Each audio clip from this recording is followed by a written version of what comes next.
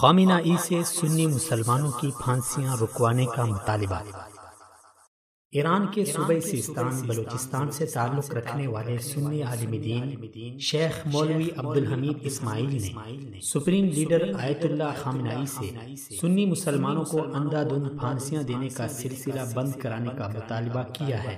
العربیہ کے مطابق مولوی اسماعیل نے آیت اللہ خامنہ ای کے نام لکھے گئے اپنے مکتوب میں جیلوں میں ڈالے گئے سنی مسلمانوں کو پھانسیاں دینے پر شدید تشویش کا اظہار کیا ہے اور کہا ہے کہ جیلوں میں ڈالے گئے سنی مسلمانوں کو دی گئی موت کی سزاؤں پر عمل درآمد میں تیزی لائی گئی ہے، جس کے نتیجے میں سنی مسلمانوں میں سخت غم و غصے کی فضا پائی جا رہی ہے۔ اپنے مکتوب میں شیخ علامہ اسماعیل کا کہنا ہے کہ حال ہی میں ایرانی جوڈیشل کونسل کے سربراہ نے منشیات کے دھندے کے الزام میں سزائے موت کا سامنا کرنے والے اسیران کی سزاؤں پر تیزی سے عمل درآمد پر زور دیا تھا۔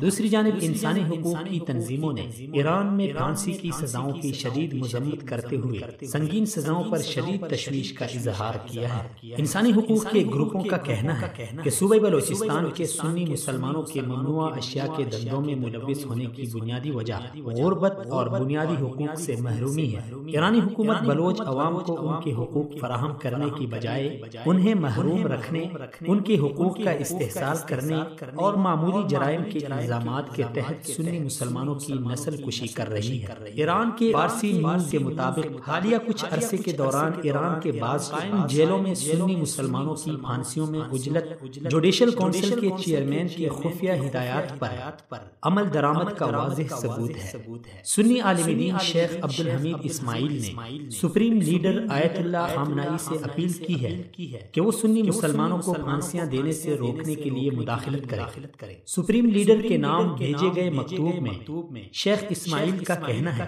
کہ رنگ و نسل اور مسلک کی بنیاد پر کسی طبقے کو انتقامی پالیسی کا نشانہ بنانے کا کوئی جواز نہیں ہے۔ ایرانی حکومت کو چاہیے کہ وہ پھانسیوں کے معاملے میں دانش مندانہ پالیسی اختیار کرے اور سنی مسلمانوں کا اندھا دھند قتل عام بند کرے۔ خیال رہے کہ ایرانی صوبہ بلوچستان کے سنی عالم دین شیخ عبدالحمید اسماعیل کو ایرانی حکومت کا سخت ناقد سمجھا جاتا ہے۔ وہ اکثر اپنے بیانات میں تہران سرکار کی سنی مسلمانوں کے خلاف انتقامی پالیسیوں پر صدائے احتجاج بلند کرتے رہتے ہیں۔ سن 2009 میں ایران میں ہونے والے صدارتی انتخابات میں انہوں نے اصلاح پسند لیڈر مہدی کروبی کی حمایت کی تھی۔ انہوں نے انتخابات میں مبینہ دھاندلی کے خلاف احتجاج کرنے والے شہریوں پر طاقت کے استعمال کی بھی شدید مذمت کی تھی۔